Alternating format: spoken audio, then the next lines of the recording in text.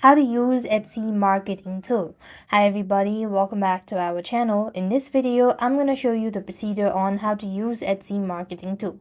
Now, Etsy provides several built-in tools that can help seller market their shop and listing primarily through Etsy ads, sales and discounts, and media integrations as well. Now, Etsy ads promote your listing within Etsy search result to potential buyer, and you only pay when a shopper clicks onto your ad.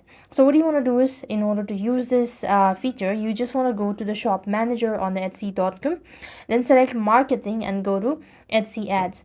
Then you have to enter the maximum amount you're willing to spend per day.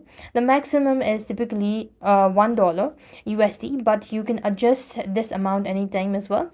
And you can choose specific listing to advertise, or let Etsy automatically choose it as well.